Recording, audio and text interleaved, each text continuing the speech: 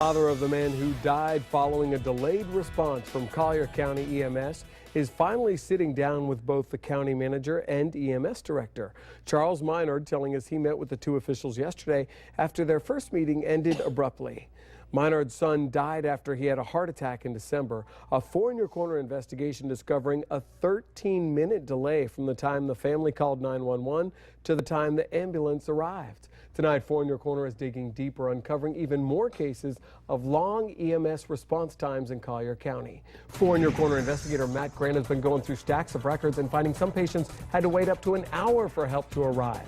Well, Patrick, yesterday we told you how a supervisor and EMT were suspended and a driver fired in 2010 after an internal investigation discovered it took an ambulance 40 minutes to get to a house that was 5 minutes away. But tonight, we're learning that shocking response time was not an isolated case.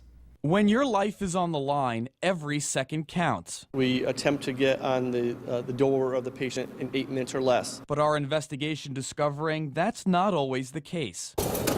We requested and received the last 6 months of ambulance response times in Collier County. And with the help of Fox 4 staff members, including our news director, we began sifting through logs of more than 14,000 911 calls dating back to last August. Our investigation finding more than 1,000 cases where EMTs took 10 minutes or longer to arrive, and nearly 24 examples where it took more than a half an hour.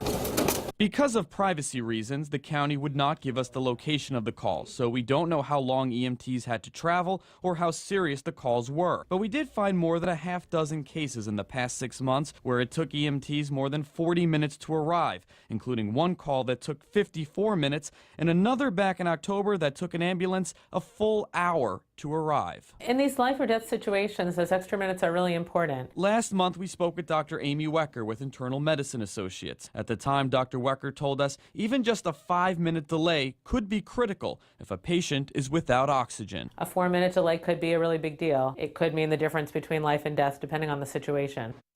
Collier County EMS has refused to answer our questions or even return our phone calls for more than 3 weeks now. On Tuesday, though, we are meeting with the county manager, Leo Oakes, and we plan to ask him if these response times are acceptable. Live in the studio, Matt Grant, Fox 4 in your corner.